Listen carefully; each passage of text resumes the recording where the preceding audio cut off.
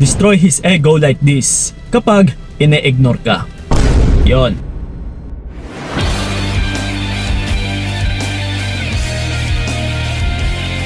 Ito mga utol, lalong-lalo na talaga sa mga ine-ignore or sa mga pinabaliwala dyan ng mga partner nila na lalaki. Okay? Kung napapansin niyo, kaya kayo na-ignore dahil nga sa mas umaapaw na yung ego at saka pride ng mga partner ninyo na lalaki. And kung bakit nga ba humantong na sa ganito? Yung tipong nawala na siya ng respeto sa'yo, yung tipong wala na siyang pakialam sa feelings mo kung nasasaktan ka man or nahihirapan. Ito ha, karamihan din kasi pagdating sa babae, ang problema lang din kasi is nature ng babae ay napaka-emotional na dito talaga kayo natatalo. Na kung sa tutuusin, in reality no, is kayang-kaya nyo naman mabuhay kahit mawalan ng partner. Pero yung iba kasi ay mas lalo pang inaagaw yung rule or duties and responsibilities ng isang lalaki para hindi lang masira yung isang relasyon. 'Di ba? Kung ikaw at ikaw kasi itong kikilos para sa relationship ninyo, at saka pagdating din naman sa partner mo, is baliwala lang din naman sa kanya, nagpapahiwatig po ito utol na hindi ganon ka-importante or kahalaga yung relationship ninyo pagdating sa kanya. Pati ikaw, hindi ka talaga ganon ka-importante din sa kanya. Kaya ka nga nababaliwala. Ito, kailangan nyo lang din tandaan, huwag na huwag talaga kayong magpa-apekto na masira yung focus ninyo sa inyong sarili. Kasi, once na nagpapa-apekto ka, di ba? Napaka-emotional ninyo. So talagang maaapektuhan ka. Pero, actually mga utol ha, yung emotions kasi can be controlled by knowledge. Kahit anong gagawin natin, kung sa bugso ng damdamin natin, ay magpapadala lang tayo dahil kapag wala tayong kaalaman ay tiyak ipapahamak tayo neto. Pero kung may alam tayo sa kung ano yung tama at mali, bakit tayo magpapadala sa ating emosyon? Bakit ka magpapadala sa iyong emosyon? Kung alam mo lang din naman na yung resulta neto is ikakapahamak na ng buhay mo. Hindi ka na makakain ng maayos, hindi ka na makatulog ng maayos or ng sapat sa tamang oras. And nawawalan ka na rin ng focus sa iyong mga gawain, lalong-lalo na sa trabaho. So lahat po ng ito ay nakakasira talaga sa pamumuhay mo. Or lalong-lalo na sa buong buhay mo.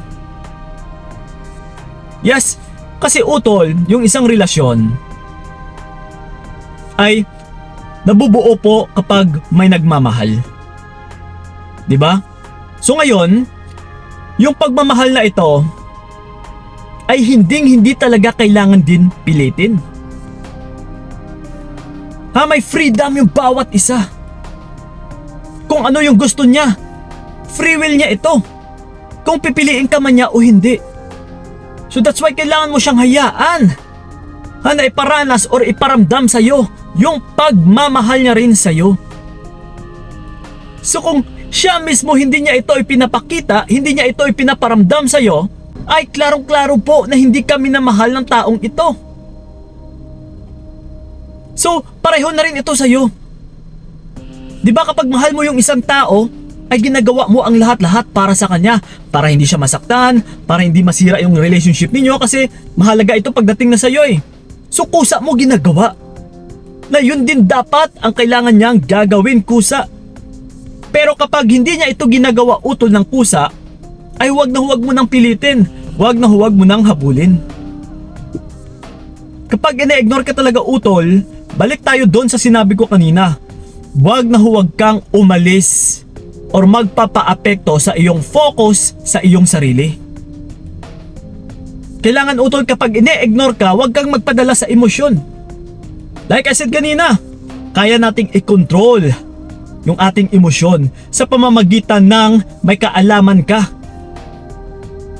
Pareho lang yan sa bata eh. 'Di ba yung bata is iiyak at saka iiyak lang, magpapadala sa kanyang emosyon dahil nga sa kagustuhan, sa laruan, sa ipapabili sa magulang. 'Di ba? So, nagpapahiwatig lang ito na wala pang pag-iisip kasi yung bata, hindi niya pa kasi nauunawaan.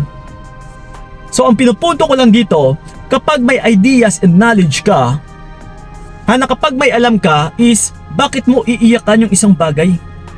Na uy, teka lang, ba't ko siya iiyakan? Ina-ignore na nga ako eh. Binabaliwala na nga niya ako eh.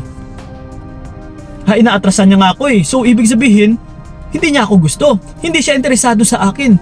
So bakit ko pa siya hahabulin? Bakit ako magpapaapekto?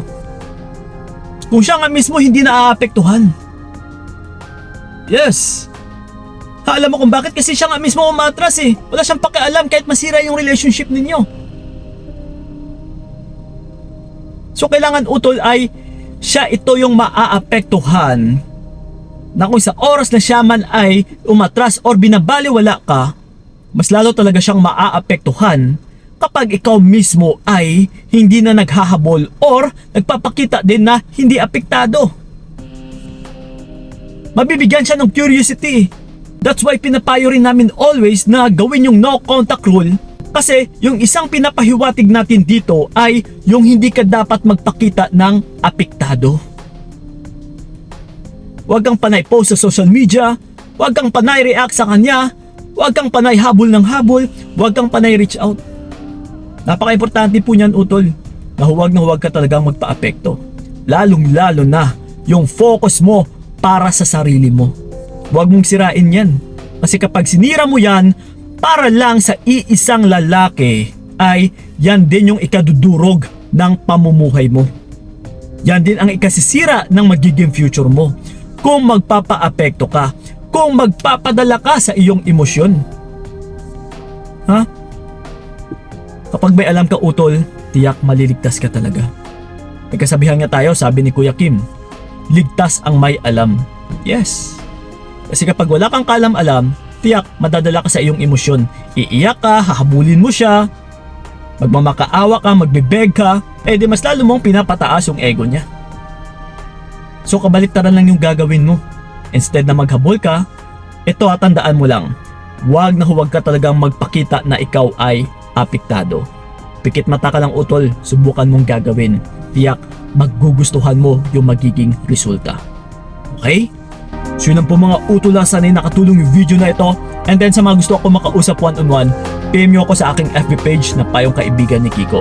Kita-kits tayo doon. And don't forget to subscribe my YouTube channel ha. Doon po tayo nagpo-post palagi ng aking updated Payo videos. Okay?